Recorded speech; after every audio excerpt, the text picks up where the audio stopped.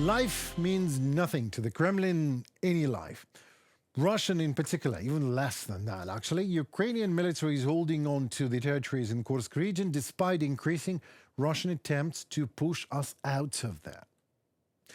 That means the Russians are actually destroying their own villages and redeploying more so-called elite combat units to the region.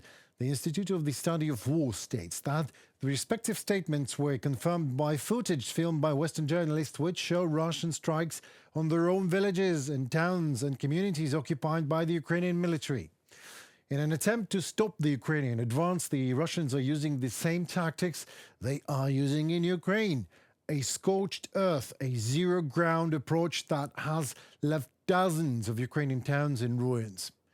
But the Russian bombs are now destroying Russian houses. Today, there are about 100 Russian towns and villages captured by Ukrainian forces, and a month after the capture, the Russians finally began to mount their resistance to the further advance of the Ukrainian counter-invasion.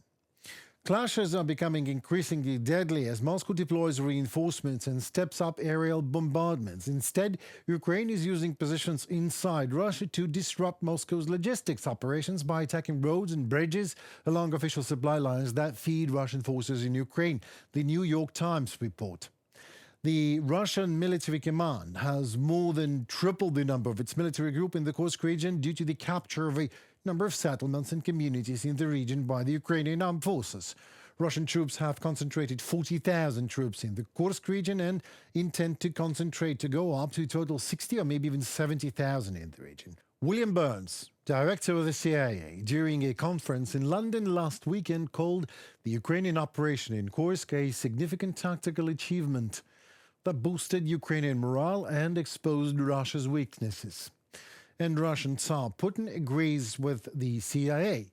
He called the task of pushing back Ukrainian troops from Kursk a sacred duty. Somehow not even mentioning the fact that there would be no sacred duty to perform if no war he would have ever instigate.